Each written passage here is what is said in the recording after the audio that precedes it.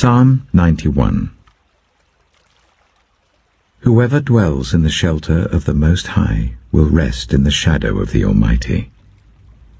I will say of the Lord, He is my refuge and my fortress, my God, in whom I trust. Surely He will save you from the fowler's snare and from the deadly pestilence. He will cover you with His feathers, and under His wings you will find refuge. His faithfulness will be your shield and rampart. You will not fear the terror of the night, nor the arrow that flies by day, nor the pestilence that stalks in the darkness, nor the plague that destroys at midday. 1,000 may fall at your side, 10,000 at your right hand, but it will not come near you. You will only observe with your eyes and see the punishment of the wicked.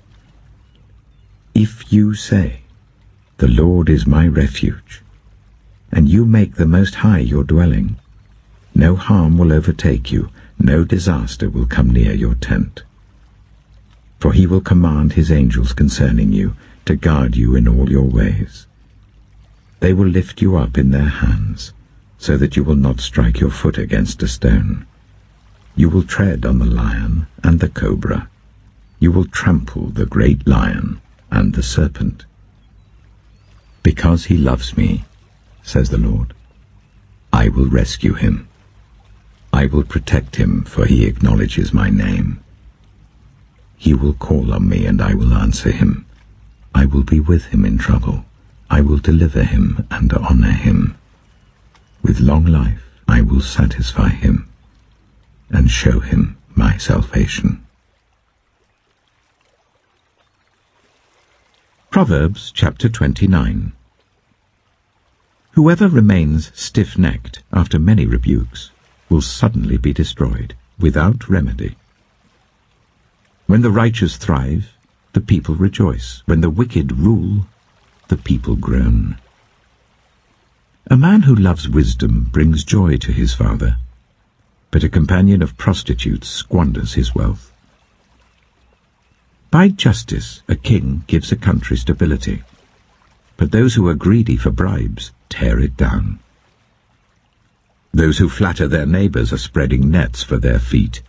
Evildoers are snared by their own sin, but the righteous shout for joy and are glad. The righteous care about justice for the poor, but the wicked have no such concern. Mockers stir up a city, but the wise turn away anger. If a wise person goes to court with a fool, the fool rages and scoffs, and there is no peace. The bloodthirsty hate a person of integrity and seek to kill the upright. Fools give full vent to their rage, but the wise bring calm in the end. If a ruler listens to lies, all his officials become wicked. The poor and the oppressor have this in common: the Lord gives sight to the eyes of both. If a king judges the poor with fairness, his throne will be established forever. A rod and a reprimand impart wisdom, but a child left undisciplined disgraces its mother.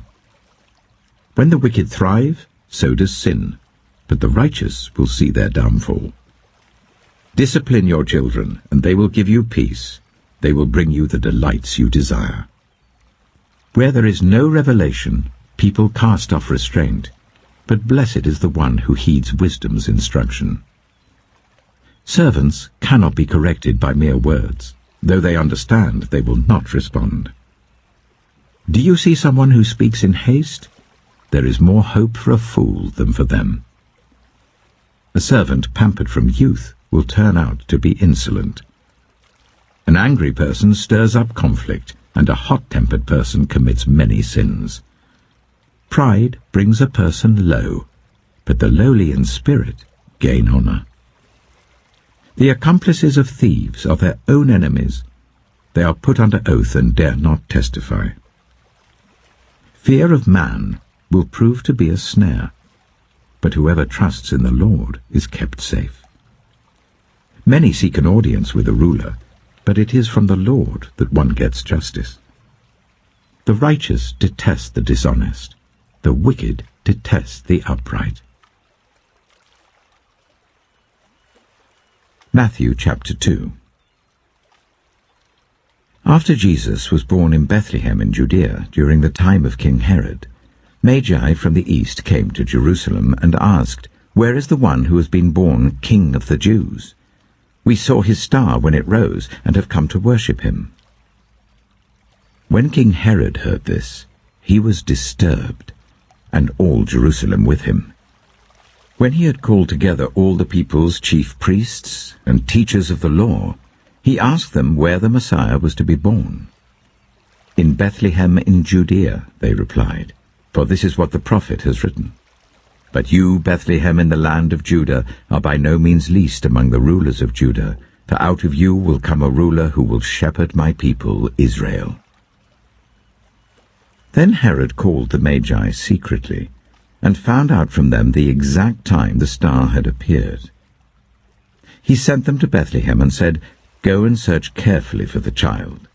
As soon as you find him, report to me, so that I too may go and worship him." After they had heard the king, they went on their way, and the star they had seen when it rose went ahead of them until it stopped over the place where the child was. When they saw the star, they were overjoyed.